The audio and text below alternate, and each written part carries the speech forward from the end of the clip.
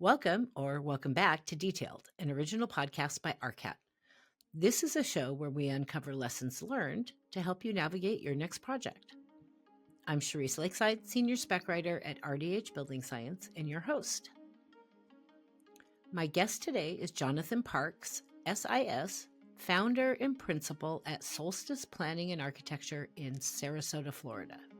Jonathan Parks' designs connect people with place. He champions community identity through urbanism, architecture, and preservation, while fostering a more resilient, carbon-free future. As principal of Solstice Planning and Architecture, his projects are recognized among the most sustainable nationwide and have received over 125 awards toward the advancement of architecture, including National AIA Honors in 2024. Beyond new construction, Jonathan specializes in restoring mid-century projects by Paul Rudolph and founding practitioners of the Sarasota School of Architecture. The project we're talking about today is the Rosemary Square project in Sarasota, Florida.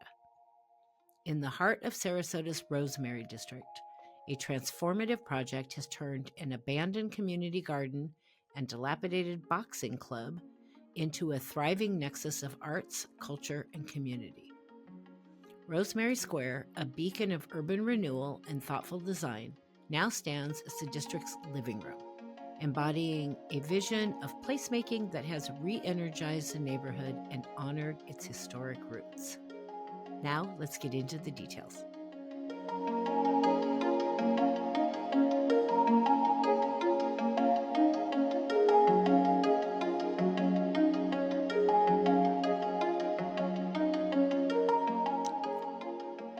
Welcome or welcome back to Detailed. My guest today is Jonathan Parks, AIA, founder and principal at SOLSTICE Planning and Architecture in Sarasota, Florida. The project we're going to talk about today is the Rosemary Square project, also in Sarasota. I met Jonathan at the 2024 AIA Florida conference this year, where I did a presentation about specifications that resulted in a lively conversation afterwards between the two of us about specifications. I know for some of you, that's riveting. Now he's been kind enough to agree to join me here today to talk about the awesome Rosemary Square project. Jonathan, welcome to Detailed. Nice to see you again. How are you? Very nice to be here. Pleasure, and I'm so happy to be invited. I think I reminded you that during your presentation at the AIA conference, I sent a text to my wife, and it said something during your presentation. I said, "Sorry, honey, I think I'm in love with another woman," which was you. and and true story, she could confirm. And then afterwards, I waited for 30 minutes because there was a line in front of you. And everyone was asking you tons of questions. I waited and waited, and my first question I asked you was, "Are you retiring anytime soon?" You said no. I said, "Okay, now we can talk." So, and so I was very impressed with what you do and how you do it, and I find that people like yourself are such a resource for architects, and a lot of times we don't use you as much as we could or call. So I decided not to be that person, and I waited in line to talk to you, and here we are. So, Well, I appreciate that. I also appreciate your wife's patience with the text that you sent her. She is also a very lovely human. I've had the opportunity to meet her as well since then. But I appreciate your kind words. I wish I could blast that out with a megaphone. I've spent a lot of years in my career trying to explain to people that there's a lot I can do to help you. Just let me do that. Just bring me in to the fold and let me help you.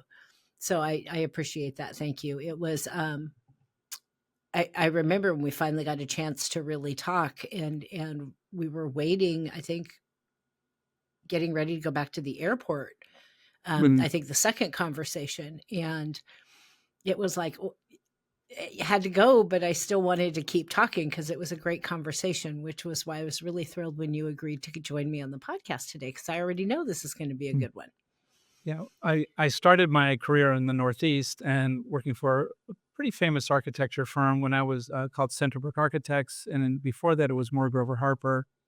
Charles Moore was the founder of the firm. He had come from California to New Haven to take over the School of Architecture at Yale from Paul Rudolph, and then started a firm, Charles Moore, then Charles Moore and Associates, then his partners, Moore Grover Harper, then it changed to Centerbrook. And I was there for over 11 years. And when I left, we had just been conferred the AIA Firm of the Year, best architecture firm in the country. And we always worked with a professional spec writer. They were out of New York City, and this is the day of the fax machine. So we would fax them what we want, and then they would type it up, and we go back and forth, back and forth. So we thought we were very sophisticated using this thing called the internet and phone lines and the fax machine. But we always rolled out projects with specs, usually 2 spec books that were probably an inch thick. And ultimately, when I got to Florida, the market here was very different. People weren't using that as much. And that's why I kind of sought you out, because I feel like that's such an important part of doing projects and construction correctly. And it's not that it's a dying breed. There's people who do it, but the market, especially after the 2008 financial crisis and then COVID, it seems like people lose their footing a little bit. And I'm really very interested in getting back to a strong footing on everything. So, Yeah, I think a lot of people are. So hopefully we're getting there. So I typically start with an icebreaker question, and I pick a different icebreaker question for every guest. There's different reasons I pick the questions I pick. I picked your question partially because I've already met you. Some of my guests I've never met before. So when we chatted at the conference and on the phone afterwards, I determined, because I think like minds find each other, that you are a very passionate and committed professional, because you wouldn't have been having the conversations you were having with me if you weren't. So I started thinking, geez, I wonder what the guy does for fun. I mean, I know so many people in our business that they have their job and they work really hard all the time. And then, like myself, the stuff I do for fun is still related to work. So how do you de-stress from this world that we work in and have a good time and disconnect from architecture? I was not expecting that question, so that is a good icebreaker. So for me, my wife is a performer and artist, and so I kind of have a foot in the creative world, both in the built environment, but also in the kind of the performance space for her. So in many ways, the duality of being able to, let's call it, design a space, and then sometimes my wife is performing in it, is amazing.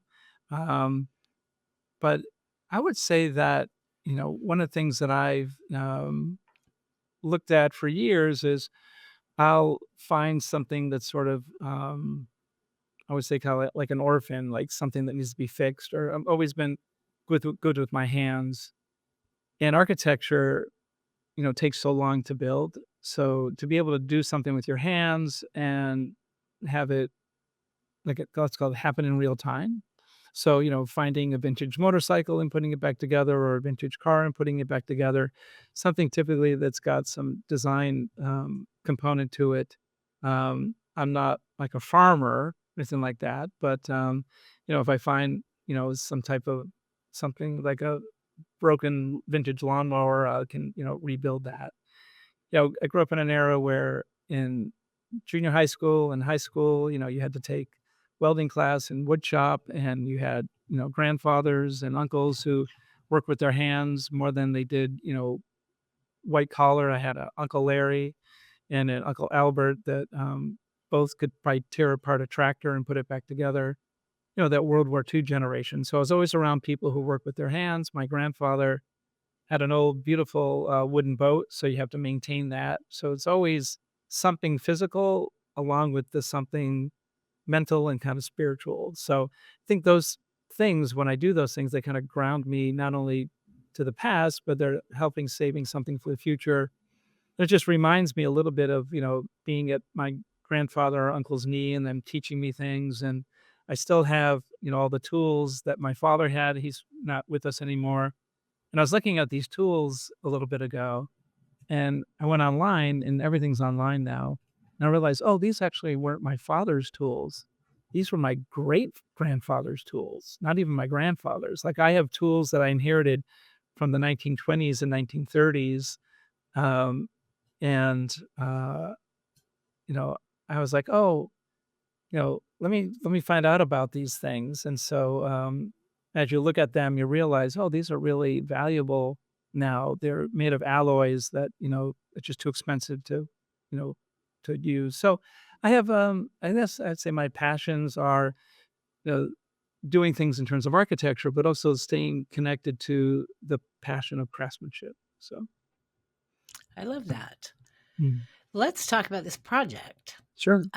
So I kind of like to work my way from history from the outside to the inside of the building. So let's start with a little history because I thought it was pretty interesting. I don't always ask this question, but let's start with a little history of the Rosemary district.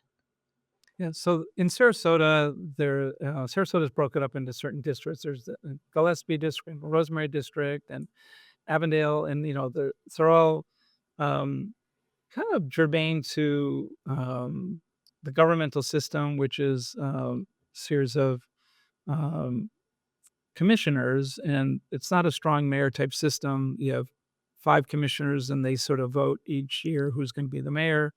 Um, so very kind of democratic layout. And the Rosemary District was for many years where the beginnings of Sarasota started. It has the oldest cemetery. A lot of the founding pioneers are buried there, but also was uh, where the a lot of the community of color, the Black community, sort of settled in. And that became a very vibrant district, and as downtown Sarasota grew and grew and grew, they were starting to get pushed off. We talk about gentrification today, but this was, many, many years ago, maybe it was 100 years ago, they started being pushed off into an area, that is now in a lot of communities in the South called Newtown. So Rosemary District initially was called Overtown, and then evolved into the Rosemary District. And as it gentrified, um, a lot of the important businesses were forced out. A lot of the important civic leaders were forced out. And then it was just kind of sitting there and nothing was happening for decades. The classic um, notion of urban renewal really starts with urban removal.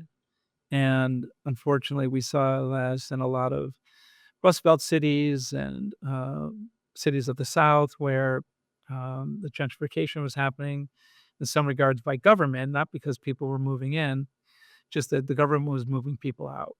And so the cities started to kind of rethink it by renaming it. And then they started thinking about what to do there. And the main kind of spine, which used to be 6th Street, was renamed Boulevard of the Arts. And so they just kind of picked the name out of the air. And Sarasota is very much an arts community. So it fit with the narrative of Sarasota.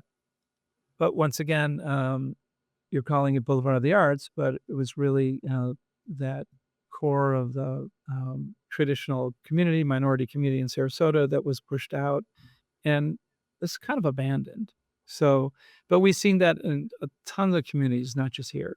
So that's a kind of a quick synopsis of beginning, middle, and kind of headed to where we are today. So, And so if I understood correctly from my research before we did this interview, part of the nexus uh, for this project was that it was this arts community with no arts. yeah. So I was walking down the street with my wife, on Boulevard of the Arts, and we were walking past a big, entirely city block, which was an abandoned community garden, and it had in there, tires and glass and barbed wire and almost like shrapnel, and not a. It was a scar on the landscape. It was not. So you're walking a barbed wire, chain link fence up to 10 feet tall. I mean, it looked like somebody had moved out of prison, and the prison walls were left remaining. We're walking down Boulevard of the Arts, and I said to my wife, there's no arts on Boulevard of the Arts. And she said, nothing. And then I said, why don't we bring arts to Boulevard of the Arts? And she said, nothing. She's a Sarasota native, and this was a part of town that most people didn't go to. But we had done a project up the street, and we were living in the neighborhood. There was hardly anybody that lived in the neighborhood. We were walking, I think, towards the bay, and walking down Boulevard of the Arts. When I made my comment, there's no arts on Boulevard of the Arts. And that night, after coming back, I sat down and I started sketching out some ideas of bringing arts to Boulevard of the Arts.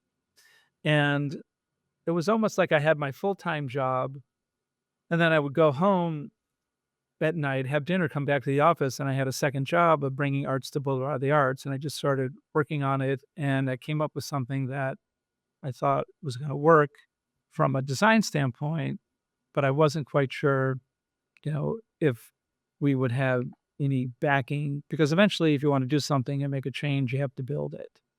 I jokingly say, I tend to migrate towards unreasonable people. I don't know what that means about you, Cherise, but, because well, here's my thing. Reasonable people accept the status quo, and I feel like I like change. Like, I see the world as an imperfect place, and I'm trying to make kind of perfect, one day at a time, and one building at a time, or one project at a time. And, so, you know, I started thinking about, okay, I need to put a team together.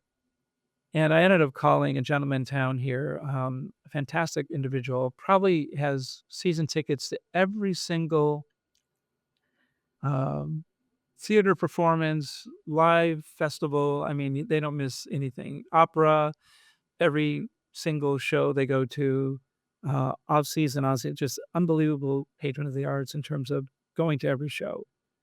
And he's at a certain stage of his life where he was older, and I called him up on the phone. Didn't know him. Someone gave me his number, and I introduced myself. He took the call. I introduced myself. We chatted for a little bit, and then I said, "I have a project that makes absolutely no economic sense, but I think you're going to love it." And he said, "Well, no one's ever pitched anything like that to me before. Come by my office and let's sit down and let's talk about it." So the next day I went to his office. We spoke for about 2 hours, and I convinced him to be my, compatriot of bringing arts to Boulevard of the Arts. And he had done a lot of development in Sarasota, was one of these people where you walk around and you say, "Oh, who owns that building? And who owns that building? And who owns that building?" And he was one of those guys that you pointed to 10 buildings and he might own 3 or 4 out of the 10. Really lovely and great family, super people. He was a doctor in Philadelphia years ago, retired at 60. He tells me a story that his accountant said, "What are you gonna do now that you're retiring?" He said, "I think I'm gonna go into development." And the accountant looked at him and said, "Oh, now you might make some money." So, wonderful gentleman, and, then we kind of built a team around the collaboration between me as architect and him as the developer. And in the end, there's now 4 owners of the project, and each one of them plays a particular role. And the building now not only has been completed, but it won a AIA chapter award, an AIA state award, and and I don't even know if you know this, that it won an AIA national award just recently. And we said, because couldn't find when there was a firm or a project from Florida that had won an AIA national award, and they couldn't remember either and got back to us, and it was something like 15 years ago. So this was a project that has spoken to a lot of people at state, local, and national level. Um, and so that's why I think, it should be shared because it has, I think, some things that are universal that if people look at it and study it, that they could find an area that's, suffering in their town and maybe they take it as I don't know, as like a case study to, maybe do something similar. That was, I will own the non-reasonable person uh, Mm, name tag as well.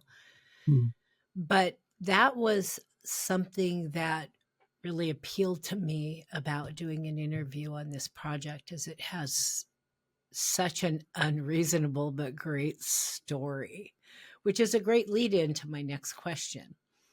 So one of the things I read was that the city of Sarasota had planned to auction off this mm. property, but that you and the client had some other ideas Yes, about yes. So whether they what were going to happened? do that. So tell me what happened there. So it was kind of during and maturing into the financial crisis where a lot of um, cities, including Sarasota, were looking to offload non-performing assets that didn't bring in tax money because everybody was so diminished. The cities were suffering with their budgets, and they had earmarked about a dozen properties or so. There was a list that they put together, and when I walked by Boulevard of the Arts, I did not know this abandoned community garden was on any list, much less that list. I just saw it sitting there for years unused. And I remember when it was a lovely community garden, I have no idea what happened. Sometimes you have two or three people that are leaders that make that happen, and then something happens, they move away or they pass away, and then the leadership is gone and everything just kind of falls apart. But there it was sitting undeveloped. So as we started talking about it, how to acquire the property, the gentleman that I contact knew somebody at City Hall, and somehow, some way, they were told, "Oh, this is going to be available, um, but we're going to probably just put it out on the street and see what we can get for it." And um, the person that I had contacted that we're working with is really very much a community leader. And he had a different vision, and part of that was, why don't we convince the city to do an RFP, request for proposals, and so you can do RFQs, request for qualifications, where it just says, you tell people how great you are, but a request for proposal is, tell us what you're gonna do with the property. Don't just sell it to somebody who's gonna put something turn it into a parking lot, was our thought. And we weren't gonna do that, but it also the land was in the public realm, and we didn't want it to do any kind of funny business that, "Oh, you guys did a deal behind closed doors, and you shouldn't have gotten that land." So we said, "No, we'll compete for it fairly." So, I was ostensibly the first developer on the property, coming up and, spending half a year drawing, plans and sketches and things before I kinda rolled it out. And so we had a little bit of a head start, but what happened was we put together such a solid team that, people got wind of who we were, and, people would call us and wanna be on our team, so we did compete against, a couple other teams, but in the end, some of the earlier interviews when you go there for a pre-interview, when you walk out on the street, we had, like, a couple teams come up and say, "Can we join your team? Your team's gonna win." We said, "We are?" He said, "Oh, yeah, you guys have an amazing approach to this project, better than anything they've ever seen." So people saw right from the beginning, I think, that we had kind of lightning in a bottle, but, so, convincing the city to do the RFP process, request for proposals, was, gave everybody an even playing field, to compete for the project, and in the end, everyone was really, dealing with it on its own merit, but I think when the vision not only was to bring arts to Boulevard of the Arts, but, part of what I was trying to do was something kind of it's a kind of funny story I tell. usually say that most developers, when they buy a piece of property, they name the project after what they take away. So, Towering Pine Estates, well, where are the pine trees? Oh, we tore those down, of course, Uh, but we named the project, after what we took away.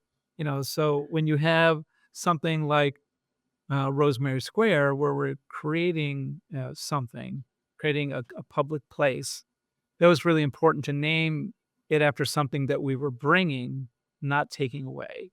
And also, one of the things that we saw together, the original team, is not building on every square inch, not maximizing anything. I mean, we could have, all the buildings could have been 5 stories. Most of the buildings are 1 and 2 stories with some areas that are 4 stories, but nothing actually went up to the maximum building height. I mean, it's incredibly hard to convince a developer not to maximize, right? It's incredibly hard to say, "What do you mean?"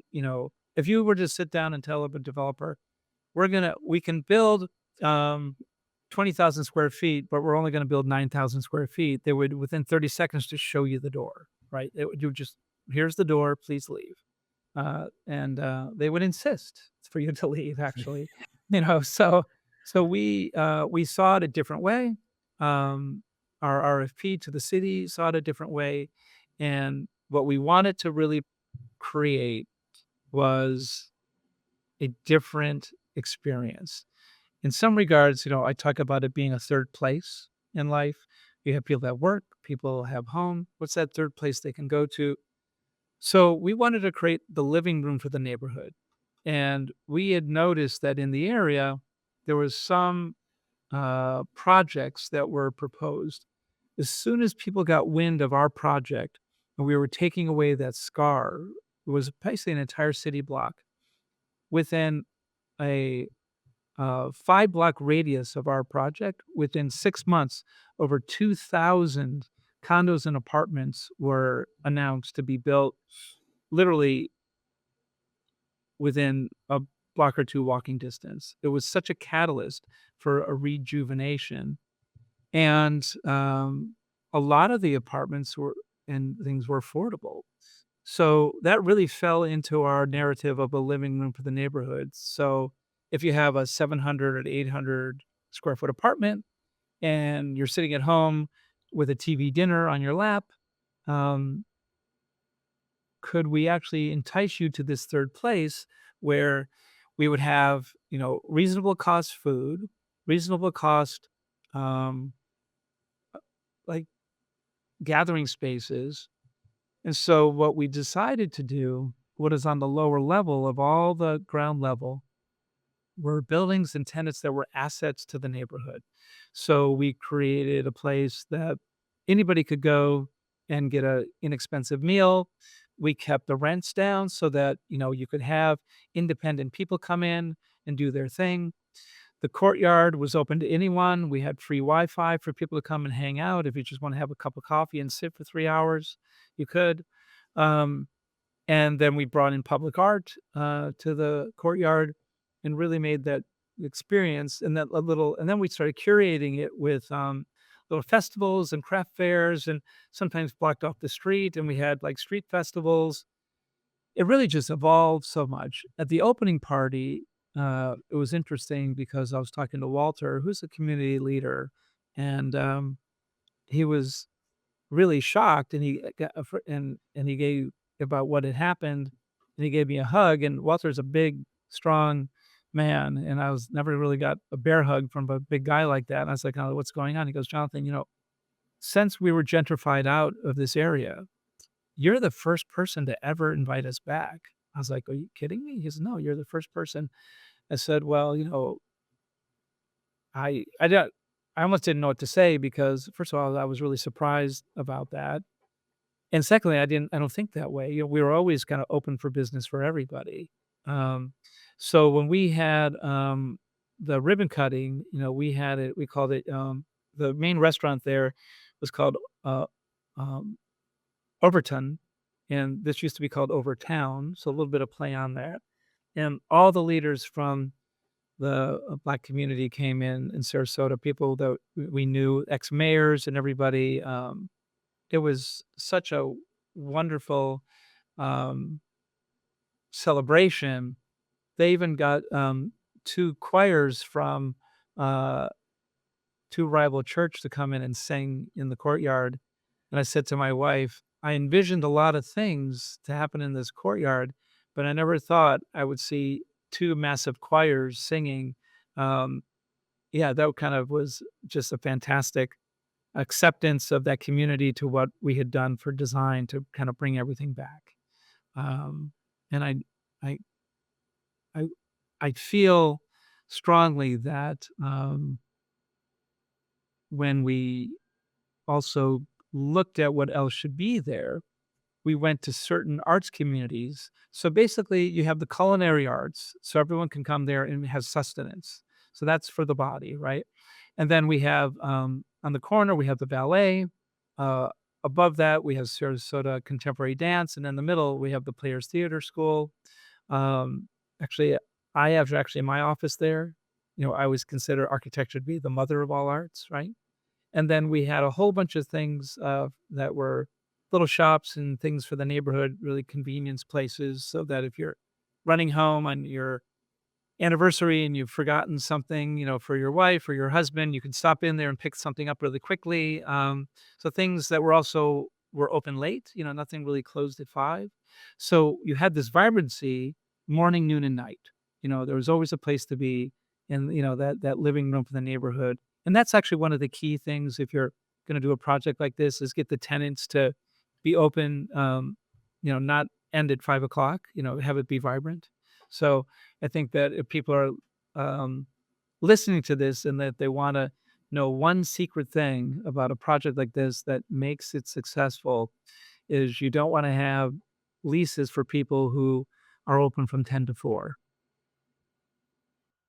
I can relate to that too. My son, who just recently, my youngest son, excuse me, who just recently moved back from Boston back to the West Coast, which I'm Oh, thrilled cool. about to have him close to home. Um, he lived in this brand new building in Boston that had a bunch of retail or food spaces um, at, at at the ground level of the building, and then the rest of it was apartments, and none of it was open at night. Mm, Made absolutely mm. 0 sense to me. None of it was some of it was only open on the weekends. There was a brewery down there that was only open on the weekends. We had, It when we were looking for so we have some housing there, and the first thing we said was, "How do we go to the arts organizations?" Once again, Boulevard of the Arts. And so we talked to a bunch of arts organizations about who should be there. And then we had a little kind of convenience store like bodega. And part of the lease was when, so we ended up renting it or selling it actually to the opera. And they have crazy schedules for rehearsal and they're coming back and forth and coming back at, 10 o'clock at night.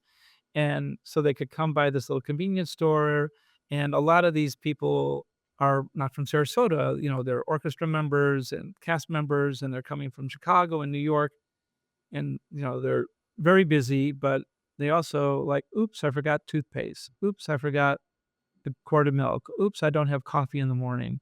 So we made sure that all of those type of things were at their fingertips, so when they are here and making Sarasota their home, and a lot of these people came in and they don't have a car. They're, you know, within the orchestra, they're, flew down, they took an Uber, and then they're just walking from housing to the opera, and they're gonna be doing that for, 3 months or 4 months per season. They're gonna need things, and if they don't have a car, okay, let's so we really curate. So the second thing that's really important is you need to curate the tenants. You need to go, and we would go actually and go to certain places. And we'd just hang out and see how they operated and see how they treated their customers. And then we'd say, "Hey, we got this project we're doing. Um, we would love for you to be a part of it." And 9 times out of 10, people really got interested. Some people just, um, you know, didn't want to change, and we totally respect that, but people, I think, saw the opportunity. The Rosemary District is a neighborhood that's just in Sarasota. You have downtown, you have a road called, Fruitville, and then on the other side, of that. Let's call it to the south. So downtown is quite, lovingly designed and developed, and then you have this one street, and then the Rosemary district is basically one-story buildings. And so the idea of the city not jumping that one street in my lifetime seemed ridiculous. And so, but what was holding it back was there was no reason for people to go there. It was kind of like antique stores with fake antiques or whatever. It wasn't like a real of interest. And so when we took away that, undeveloped city block and we created a place that was promoting, come and hang out.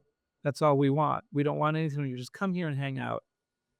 An area that 2 years before you would maybe see a beat up truck, um, all of a sudden your people are circling the block trying to find parking because it's so popular now that there's not enough parking, and you're seeing fancier cars. You're seeing Lexuses and, you know, Mercedes and Jaguars in an area where there was never any of that. And so you got to be also careful that you don't make it so that you've done too good a job, right? That things become not affordable anymore. Everything around is getting, super expensive. So one of the things about the Rosemary District is it's still very arts based, and so it's held on to its nature, which is great. We just helped it along to be a better version of itself, kind of help it self actualize into a more thoughtful space. And here's one of the funny things: all that we said, there are all these districts in Sarasota. It was the only district that didn't have a public park. Every other district has a little public park, a little pocket park, and then they all kind of go to the bay. And then Sarasota has this big, like 56 acres on the water, which I think is the largest undeveloped piece of property on the west coast of Florida owned by the public, which is kind of cool. And that's within walking distance of this project. So they just put in, the city saw our project and was a catalyst. Right across the street, they just bought 3 buildings. The city tore them down and put in a public park. So now we have public spaces. The other corner got developed. And one of the things that we realized was the intersection of Boulevard of the Arts and Central Avenue had become the intersection of Main and Main for the district. And so we do have a main street in downtown Sarasota, but that's, to um, to the south a little bit. And then this is actually, I think I've misspoke. This is to the north. So when you're in the Rosemary district, we had to create a new sense of place, and in that intersection, we designed it within in mind to create this new main and main. And now everything around it has popped. Everything around it has, been now starting to be redeveloped. And it's slow because the traditional wisdom is, oh, that's an area that's, you know, been hard times and it's never going to change. And that's why you have to get in change makers, because the status quo is what people anticipate. It's interesting to take people in there who've never been in there, and they go into and do what we've done. They're like, "Oh my gosh, I didn't know this. I didn't know there's all this parking. I didn't know this was so nice." So it's kind of fantastic when I get a first timer to come in there and they see all this activity and they see people walking their dogs and they see all of the street life. Really pretty amazing. So Let's start getting into the building in more detail. sure. Let's start with just a quick. There's actually 4 buildings, correct? 3 or 4? 3 buildings. 3 buildings. Mhm. So just start with a quick, broad overview of what's in these 3 buildings. Sure. So, we so the fundamentals of the 3 buildings were to create negative space for people to hang out in. The courtyard, the kinda little alleys and things like that. And, the entire lower level of all the buildings, except their building on the corner, were really meant to be places that have little mom and pop shops and places you could go to. You could get something to drink, you can get something to eat, kind of hangout spaces, things that are assets for the neighborhood. Then on the main corner, we put a 3-story building, and that was meant to be almost like a glass box, having the ballet at the bottom, Sarasota Contemporary Dance at the top, and in the middle, the Players Theater School. Players Theater was one of the longest running, I think it is one of the longest running community theaters in the United States. And so they needed a school to expand, and they're in there. The lower level, Sarasota Ballet is fantastic. We talked to them, and they needed space. And so when you're driving through that intersection of Main and Main, when you look at this project, that corner building is just arts, arts, arts on three levels. And so with dance at the top, ballet at the bottom, and the ballet is like a fishbowl. So you're going through that neighborhood and you look in and you see little ballerinas all the time and things happening and parents in there. And so super active. And, you could have, at the Players Theater School above that, you could have people taking a tap dance class and then contemporary dance. So very activated on the corner for sure, especially at night when during the daytime, you see people hanging out on the streets and, people kind of, dressed, very much, kind of for performing or rehearsing. We didn't want to put that in the back, right? We wanted to showcase that on the corner. So that corner, memorializes that as activities, and everything kind of swings around behind that. Um, and and then it all has to be affordable, especially for nonprofits.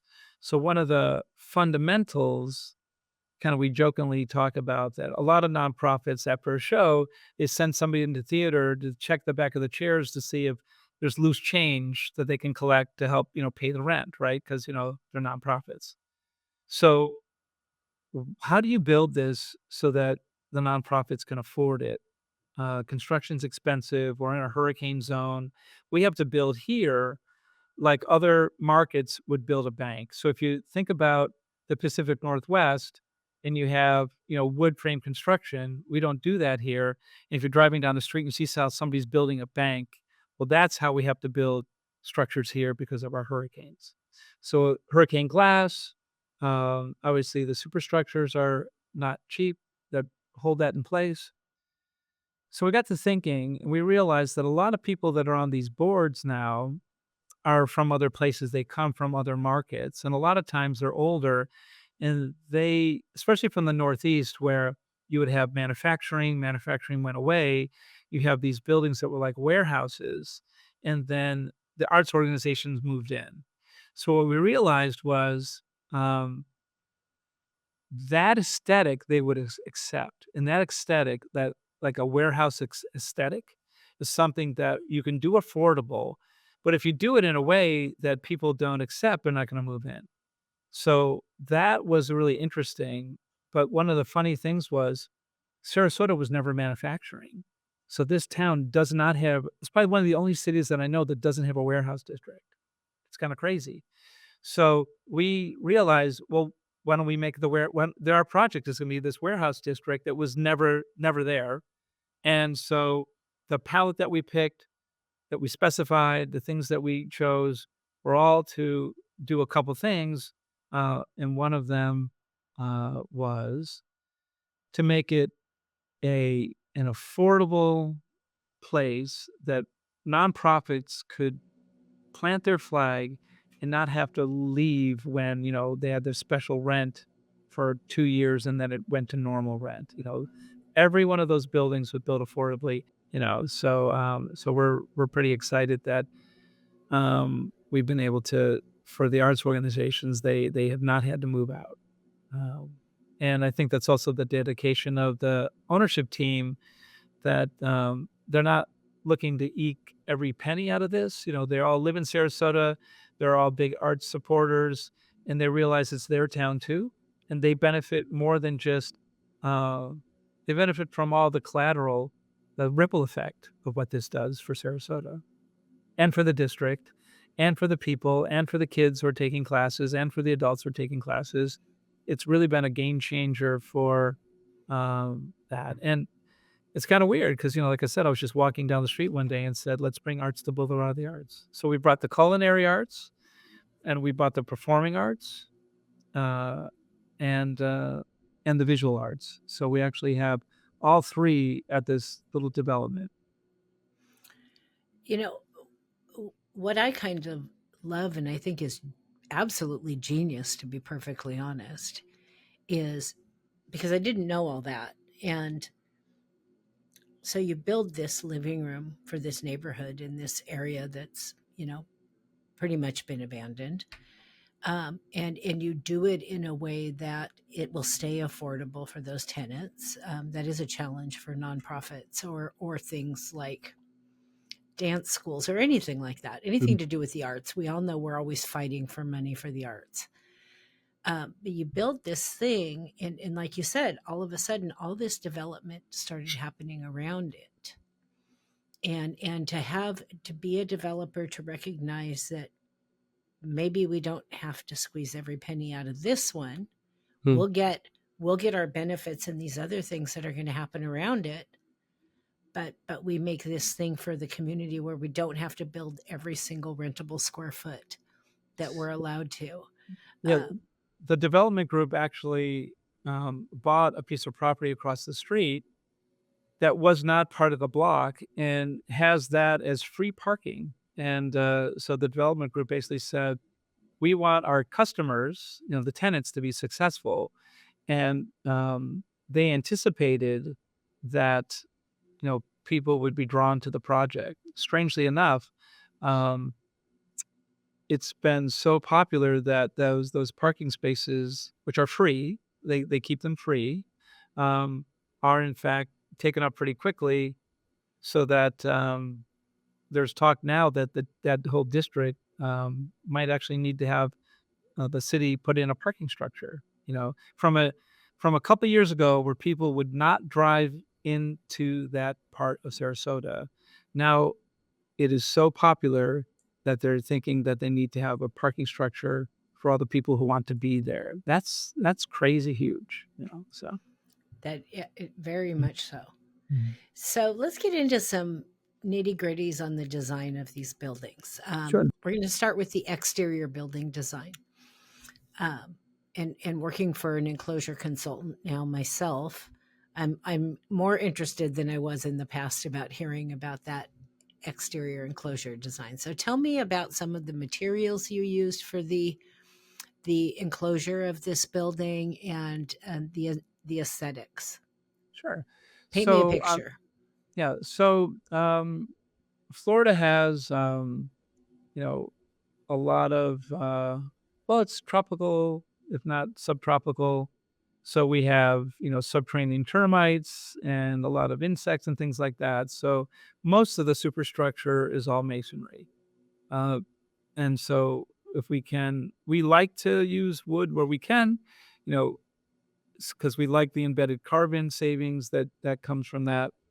But the entire building is all a superstructure that it's not on piles, but it's on uh, standard, load bearing foundation system footings, and then concrete slabs everywhere.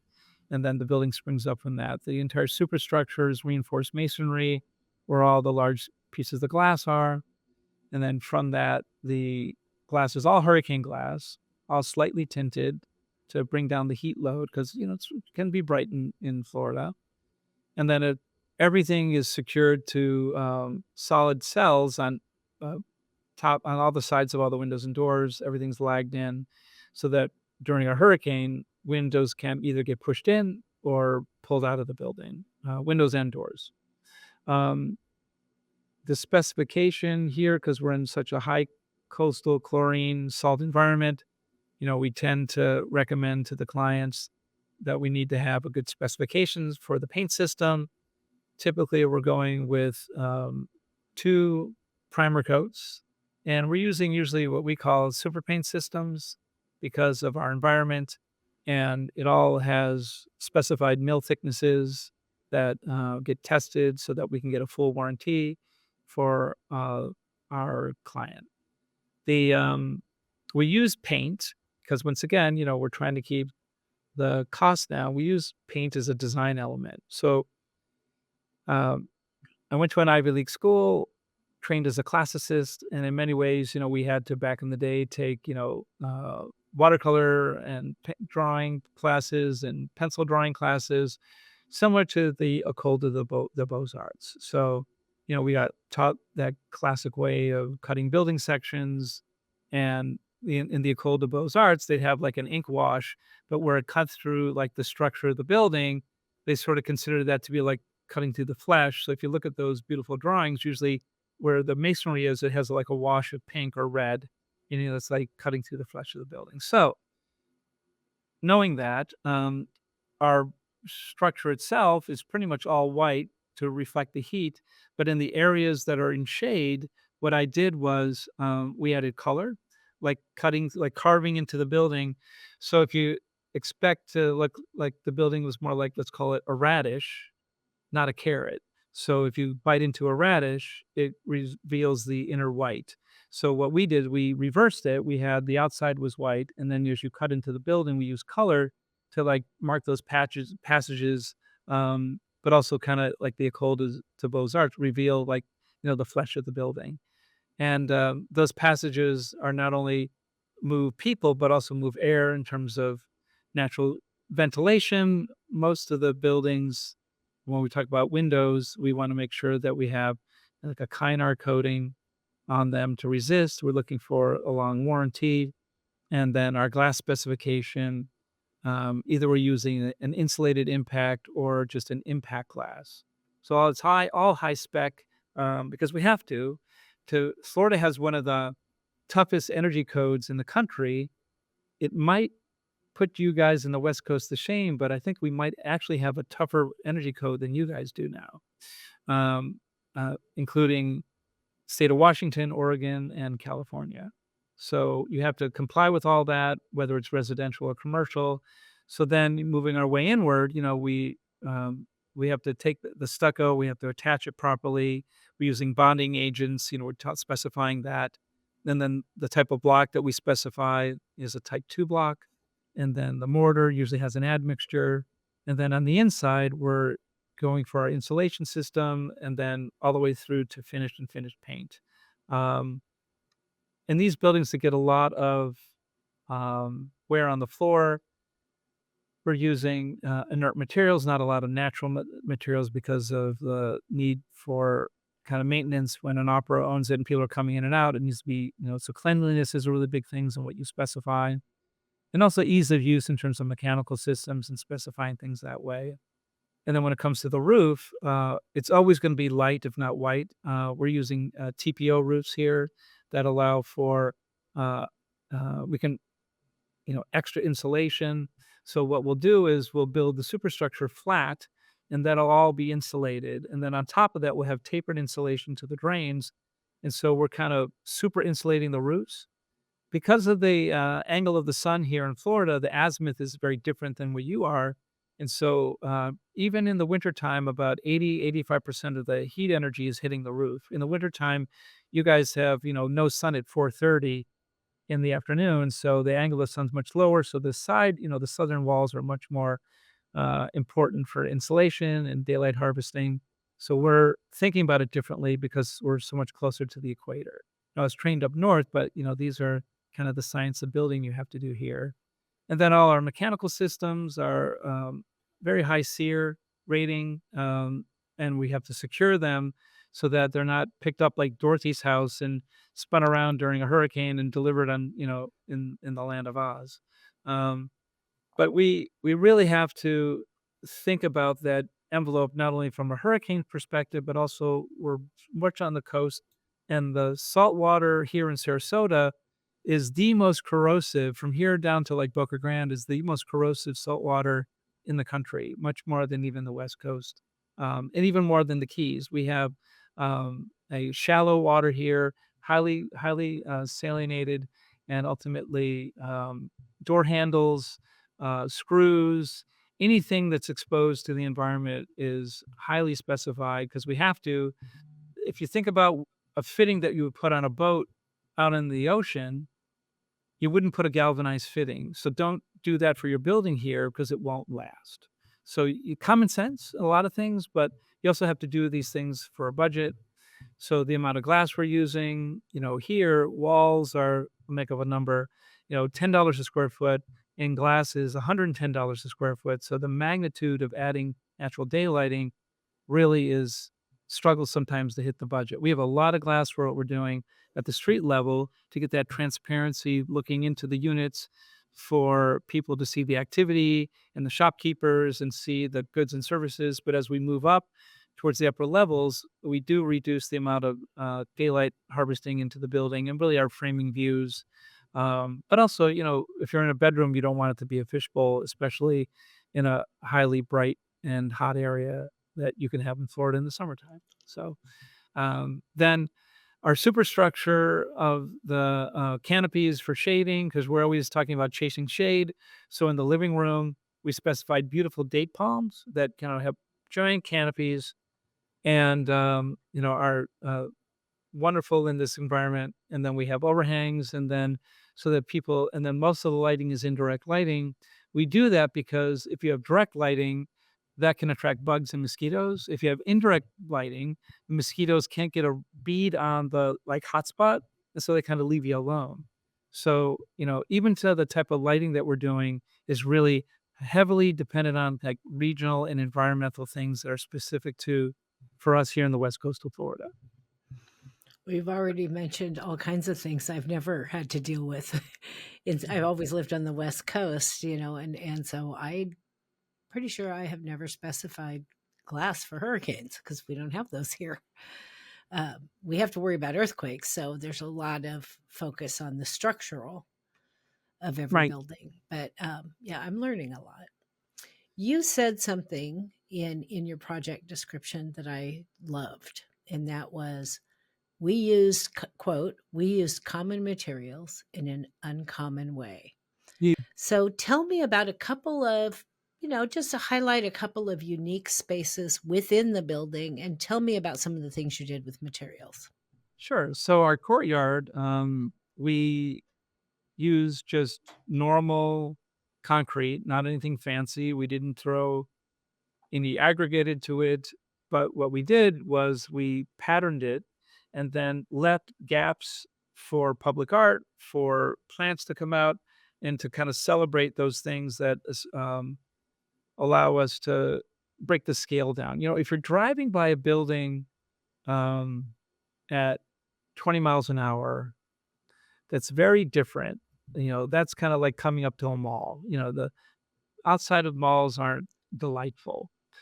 This was meant to be a very pedestrian friendly place. So the design of the street to the curb to the sidewalk to the property line to additional sidewalk, and then plantings, and then to the building, that was very studied that for that pedestrian experience. If you even convincing the city to allow us to put parallel parking along the street. If you want to have real walkability, the first starts with if you have an active street like Boulevard of the Arts, I call it the wall of iron. You need to have the vehicles, the mother with her child, and you need to have some type of barrier. So when that little child is running around and gets away and squirts out into the street, they're not going into traffic. If you don't do that, those people don't come to your project. If they don't come to your project, then you don't have a lively project. You have to have lighting. You have to have lighting better than code. You want to actually have two people walking hand in hand in one direction and two people walking hand in hand in the other direction. They can pass each other without having to get single file. So all of these things which are not in the code book are into this project. The code required the sidewalks to be 4 feet. We made them 8.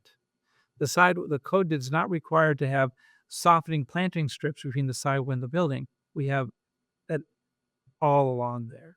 Even where we talked about the cut through the building where they have the color, even in there, we brought in foliage to have that be a lovely space. And then we took the facade and we moved it out quite a bit. So as you're walking by at 2 miles an hour and not driving by at 20 miles an hour, every couple of steps, there's something delightful to the eye. And it doesn't have to be fancy. It just has to be something that is always kind of delighting the eye. And it's amazing how many people are getting their pictures taken, like in front of this building and another building. They're getting their high school portraits taken or wedding pictures taken. It's I just walk by the street and sometimes I stop and I just see them really happy and that our building's a background. And so the building itself was meant to be a background to the activity. So I had to really think about what did I want to bring there and how could I make it be successful for a long term. And so when I'm thinking about the type of materials, we tend to lean on like noble materials when we use them. And then common materials used well can also be quite delightful. If you look at a lot of, Japanese architecture, they're, pouring in place concrete buildings that have exposed concrete are works of art for sure. So those are, things that we think about. And then, how do you kind of, make that happen? So for example, there's a stacked bond block that people typically use, and then they cover it with stucco. Well, we actually had a special admixture to resist the water because it rains here in Florida, and so most of the building exterior is actually exposed concrete block, but we made them lay them perfectly, perfect, so that when you and rake the joints perfectly, and so the workmen actually were all about it. They're like, "Oh, no one's we do this. No one ever asked us to do it." And they're like thanking us that we're asking for them to be good craftsmen. The inside of the buildings, instead of taking the conduit or the copper plumbing pipes and putting them in the wall, they're actually exterior and they're beautifully aligned and all of the fasteners or everything is aligned and it becomes this kind of like jewelry of construction. And so we're taking these common things and if you want to take a look at the interior pictures you can go online. uh, Even the bathrooms have the copper piping all perfectly lined up, and the plumber is like, God, I've been waiting 20 years to do a project like this. This is fantastic. And so and they actually make it better when you convince them that you want their best work, and then they realize you're actually telling them the truth. They actually then take it to another level. Like, they could just weld it or put the solder around it, and then you look at it, and, like, every single one of them is perfect, right? And so now, within the common material, the craftsmanship is now coming out, and so you don't need to pay for all this trim and crown molding and all this other kind of stuff that people put in. Um, the the mechanics of building the project using these common materials became the art of the project itself. Tell me about one lesson that you learned from this project that made you a better architect on the next project. I don't think we can do a project without Mm, learning something from right. it. Mhm. I don't disagree. So I actually thought that initially we should maximize the opportunity and not and build 5 stories everywhere. And um, the developer's wife looked at the plans and she said, "It's too much. It's too much. It's too much of a change, too much of a draconian change in that neighborhood. Like, have a gentler approach." So I learned 2 things. One is, um, that is important, but also to be able to be in the receiving mode. And as an architect, check your ego at the door, because when you do that and you actually have been told something that's incredibly important, then you actually hear it. You know so it's the art of listening, right? If they so listening is incredibly important. From listening, all these other things can happen. But I tell people that you got to be comfortable in your own skin as a designer to be able to do that. For example, Michael Jordan was a great basketball player, but he liked winning. And so if he saw that somebody else had the hot hand, he'd pass the ball because he wanted to win. So if the developer's wife is basically in that moment having the hot hand, she has the best idea. Her idea was better than anybody's. Like, don't go so far, but you have to be able to not be. You got to be able to hear it, right? And then once you hear it, you got to be able to accept it. And then once you got to accept it, you got to be able to run with it. So I think that is important. That the most important idea for this project didn't come from me. I I appreciate that. I also love the fact that you listen to advice from somebody who's, I'm assuming, not an architect. Correct. Yeah. Because at the end of the day, typically you design a building and then you go on your merry way to your next project, and you're not the one that lives, eats, breathes, and plays in that building. So I was Um, just there yesterday having lunch. No. yeah. Well, but you know what I mean. It's that Yeah, I do. the users are really, their input is so valuable. Yeah. Or When just I the average person of how it makes them feel. yeah, when I worked in Connecticut for a fantastic firm, they did a lot of projects out of town. But once the project was over, you pulled up your tent and your stakes and left, and they were a little bit on their own. And when I moved here, for family, um, and ultimately um, decided that I wanted to do projects here in this town and not have to get on an airplane all the time. So we do get to live with our successes here, and we do also get to see things that maybe could be better, and then you learn from that because 'cause you're living with it all the time. You're not doing a project, um, like Renzo Piano. I love his work, but fundamentally, he doesn't do any projects in the town he lives, right? He's doing everywhere else but where he lives. So he doesn't get to live with his successes. More importantly, he doesn't really get to live with his failures. So Before we get to our two closing questions that we do at the end of every episode, tell me what I can expect to see coming in the future from Solstice. What are you working on now, and what can I call you for later to say, "Hey, Jonathan, I need you back on the show." yeah, so I really did only wanna do projects really locally in Sarasota when I set up my office. But I've been getting asked to do things, not always here, and recently I decided to not be that guy that always just says no. Because once you become that reputation as the no guy, then that's bad. So we're working on a project right now over in Palm Beach, our first project in Palm Beach. We're starting a project really early right now in Orlando. Um, and we have a project that we're working on a barrier island south of here that we started years ago working on that barrier island, and I took a hiatus from for about 10 years, and now we're looks like we're going back.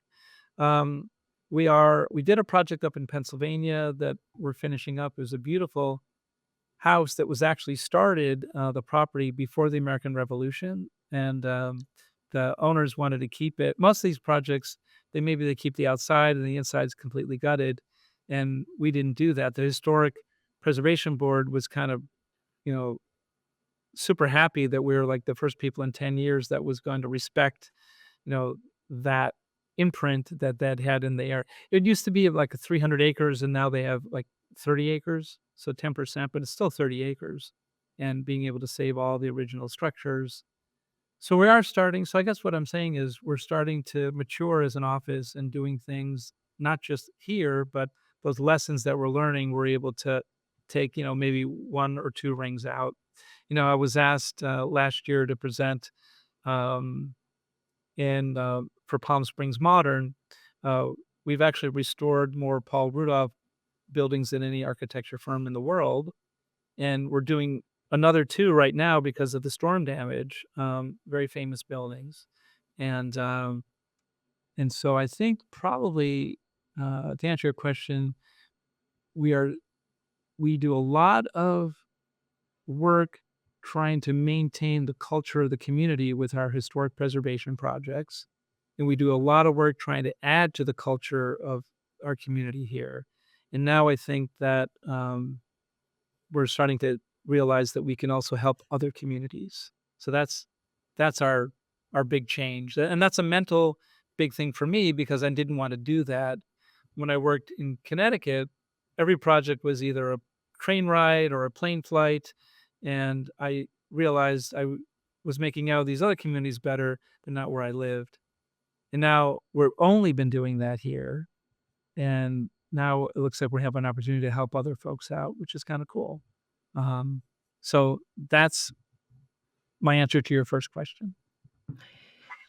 So, for the two closing questions, the first one is always a broader industry question.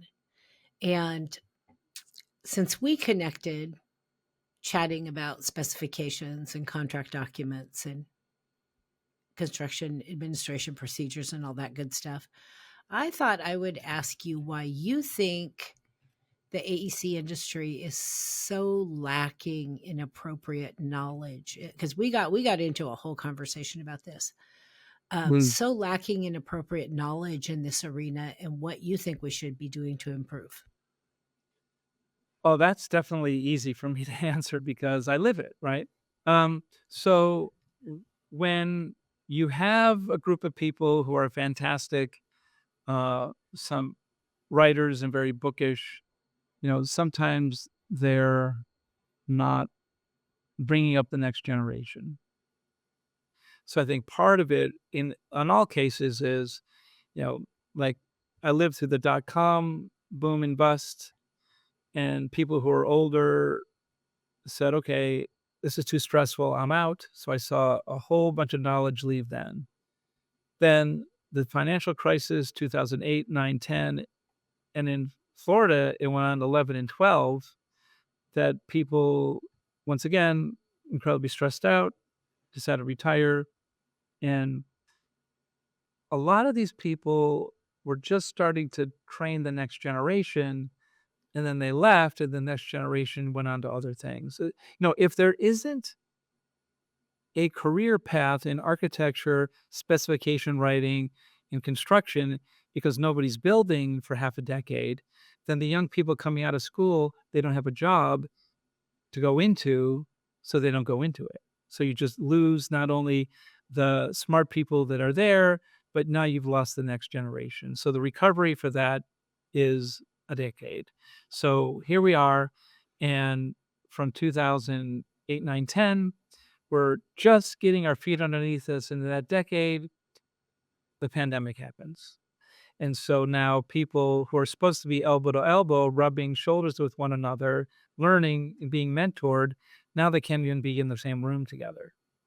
And I can't tell you how many young architects, because when we had the pandemic, we sort of had a bubble around us. We curated it differently, and we tried to get people to come in as best they could, and be together and have a sense of normalcy. And we had a lot of young people contacting us saying, "Hey, I hear you're still working together. We want to be involved in that." I said, "Well, what's going on in your office?" "Well, um, I haven't seen my boss in a year. I just work out of my bedroom. I don't know what I'm learning, and I don't think it's good. Are you hiring?" So we've seen these moments in time that have diminished um, a lot of industries, but in particular, I think that architecture, design, specification, construction, it's a team sport. It's a team sport. And so you have to have that attitude. And if you can't have that team around you, everything suffers. Just everything suffers. And so we suffer. We suffer for all the reasons that I just mentioned, and probably half a dozen ones that I haven't that you know about. Oh, yeah, we could have a whole nother 12 episodes on that, but that's not what we're here to talk about generally today. But yeah, our generational imbalance is really hurting us now because all the boomers, a lot of the spec writers are baby boomers, and they're retiring or leaving, and a lot have left earlier than they had originally planned because of the pandemic. Hence my first question to you. "Are you retiring anytime soon?" And you said, Yep. "No," and I said, "Now we can talk," right? Yep. So And so, but there's so few of us. I'm at the older end of Gen X, and mm, there's so few of us to do that mentoring now. And so many firms don't even, these young people come out of school and go in their school, expects them to learn in their firm these things like contract documents and specifications in the business of delivering a project. But yeah, they but get it's to their different. firm, they don't have anybody to mentor them in that. They don't even have a person to tell them that you need Right. to know this. But the process is different now because they made it so hard to become an architect and be in this profession that they've sort of gone the other way.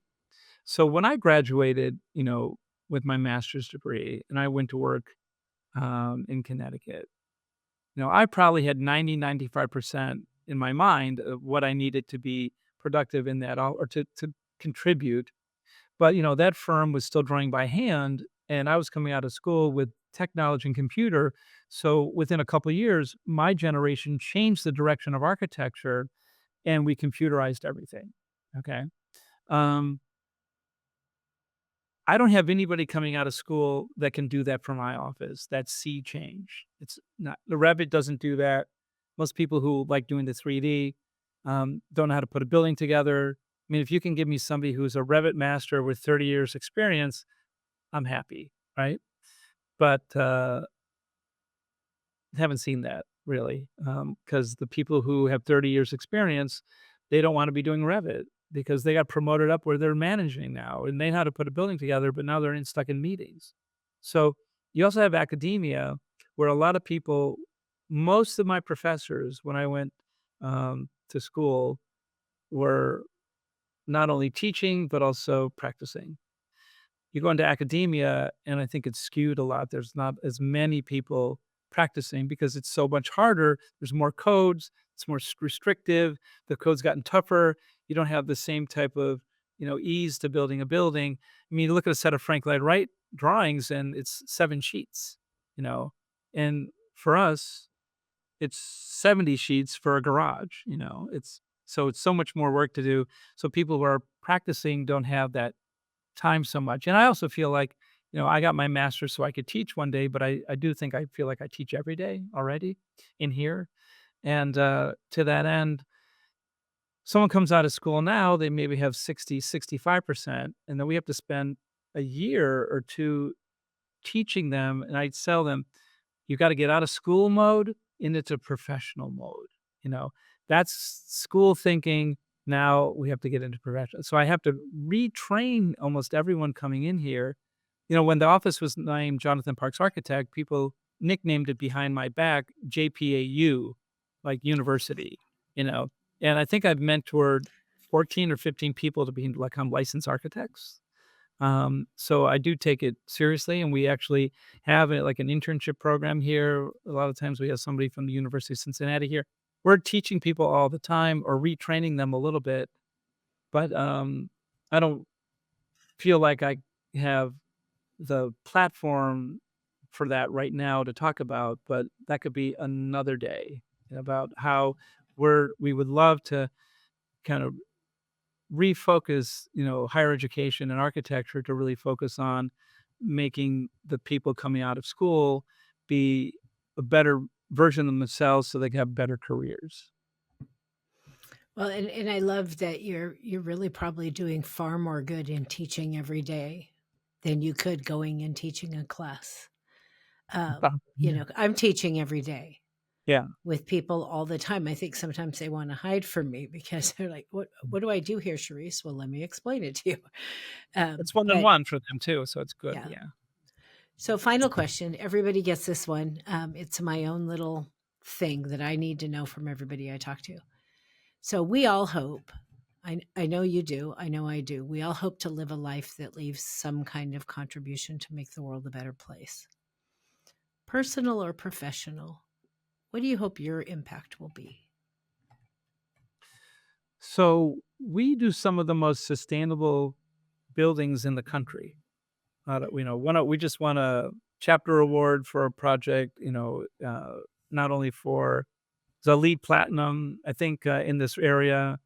this office accounts for 25% of all the LEED Platinum residential projects. I mean, we're just like unbelievably pushing for that.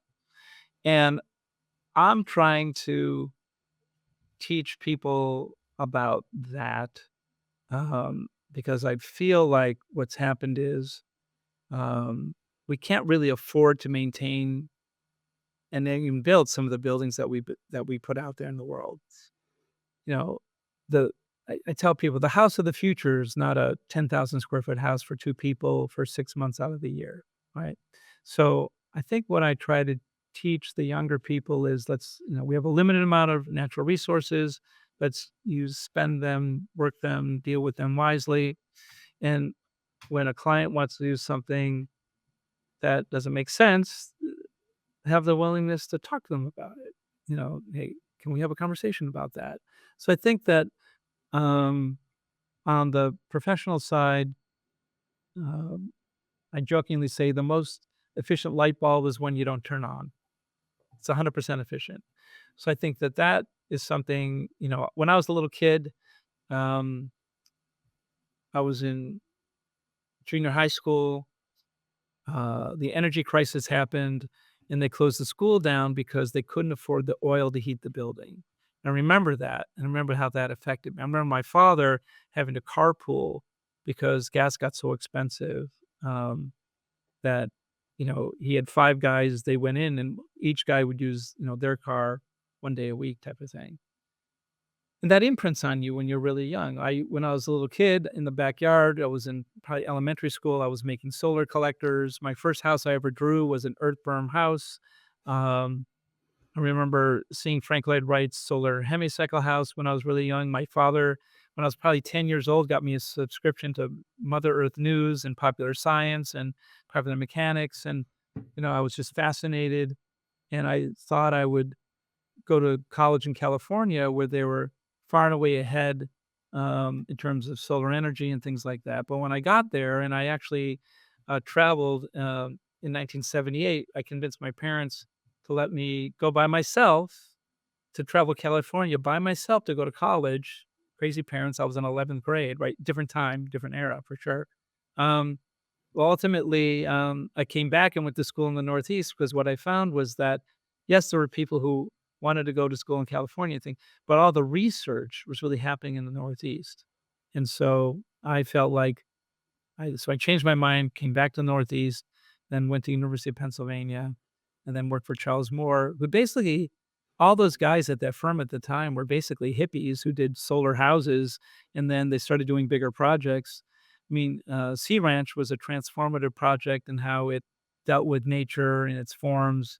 Most serious architecture at the time was flat roof and glass box, and it was clearly a piece of serious architecture, and they had neither.